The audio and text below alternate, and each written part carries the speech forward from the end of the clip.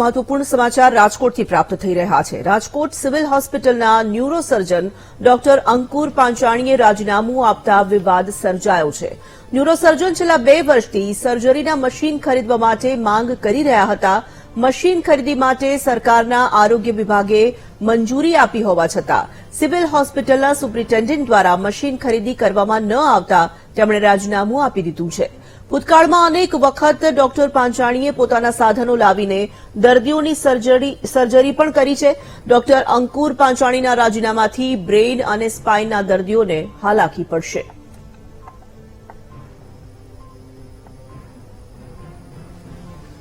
Phone line પર સંવાદદાતા શનિ મૈયર જોડાઈ ચૂક્યા છે। શનિ, સિવિલ હોસ્પિટલ વધુ એક વખત વિવાદમાં આવી રહી છે। ન્યુરોસર્જન ડોક્ટર અંકુર પાંચાણીએ કંટાળીને રાજીનામું આપી દીધું છે। વાસ્તવમાં તો રાજકોટ હોસ્પિટલમાં વારંવાર ડોક્ટરોના રાજીનામા છે તે પડતા હોય છે, ત્યારે ફરી એક વખત ન્યુરોસર્જન ડોક્ટર અંકુર પાંચાણીએ જે વારંવાર ન્યુરોસર્જનની ઘટપતિએ જે ડોક્ટરે રાજીનામું આપતા હવે દર્દીઓ શું કરશે તે મહત્વનું બની રહેશે। છેલ્લા 2 વર્ષથી ન્યુરોસર્જનના મશીનની માંગણી કરી રહ્યા હતા ડોક્ટર અંકુર પાંચાણીને મંજૂરી મળી ગઈ હોવા છતાં પણ સિવિલ હોસ્પિટલ દ્વારા ખરીદી શા માટે નથી કરવામાં આવી તે મોટો સવાલ ઉઠી રહ્યો છે। રાજ્યના આરોગ્ય વિભાગ, રાજ્ય સરકાર દ્વારા મંજૂરી પણ આપી દેવામાં આવી છે, પરંતુ ડોક્ટરે જેટલા અત્યારે રાજીનામું આપ્યું તેનું મુખ્ય કારણ સામે આવ્યું છે કે મશીન હજી સુધી નથી આવ્યું, દર્દીઓની સેવા તેઓ નથી કરી શકતા, તે માટે તેઓએ અંગત રાજીનામું આપી દેવાનું અત્યારે રાજકોટમાં સિવિલ હોસ્પિટલ વિવાદમાં આવ્યું એવું લાગી રહ્યું છે। શનિ, આખરે સવાલ એ ઉપસ્થિત થઈ રહ્યો છે કે મંજૂરી જો મળી ગઈ હતી તો સાધનોની ખરીદી શા માટે નહોતી કરવામાં આવતી? શું કારણો લાગી રહ્યા છે આની પાછળ? જેટલા વાત કરવામાં આવે તો જે બ્રેન અને સ્પાઇનના દર્દીઓને આ મામલે હાલાકી થઈ રહી છે।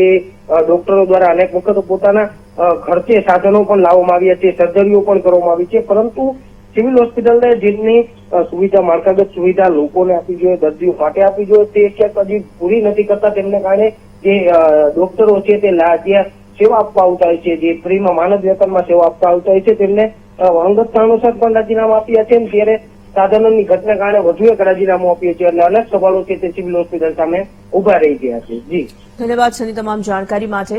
તો દર્દીઓને પડતી હાલાકીને ધ્યાનમાં રાખીને માંગ સતત કરવામાં આવી રહી હતી। અનેક વખત રજૂઆત છતાં પણ સમસ્યાનો ઉકેલ ન આવ્યો। કંટાળીને રાજકોટ સિવિલ હોસ્પિટલના ડોક્ટર અંકુર પાંચાણીએ રાજીનામું આપ્યાના સમાચારો હાલ તો સામે આવી રહ્યા છે। રાજકોટ સિવિલ હોસ્પિટલ સાથે વધુ એક વિવાદ જોડાઈ રહ્યો છે। છેલ્લા 2 વર્ષથી હોસ્પિટલમાં ન્યુરોસર્જરીના સાધનો માટેની માંગ કરવામાં આવી રહી હતી, છતાં પણ સાધનોની ખરીદી ન થતા અનેક સવાલો ઉપસ્થિત થઈ રહ્યા છે। રાજ્ય સરકારના વિભાગે સાધનોની મંજૂરી આપી હતી, તો એવા કયા કારણો હતા જેના કારણે થઈને આ સાધનો ખરીદવામાં નહોતા આવી રહ્યા? જે રીતે લોકોને હાલાકી પડી રહી હતી, ડોક્ટર અંકુર પાંચાણીએ આ જ કારણને લઈને રાજીનામું આપ્યા હોવાના તર્ક વિતર્ક સર્જાઈ રહ્યા છે। અનેક વખત ડોક્ટરે પોતાના સાધનો લાવીને દર્દીની સર્જરી કરી હોવાની વાત પણ સામે આવી રહી છે।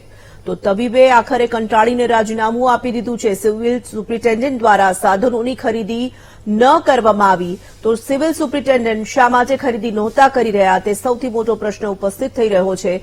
સિવિલમાં તબીબના રાજીનામા મુદ્દે સુપ્રિન્ટેન્ડન્ટને સંપર્ક કરવાનો પ્રયાસ કર્યો, પરંતુ તેઓએ કોઈ જ પ્રતિક્રિયા આપવાથી ઇનકાર કરી દીધો છે।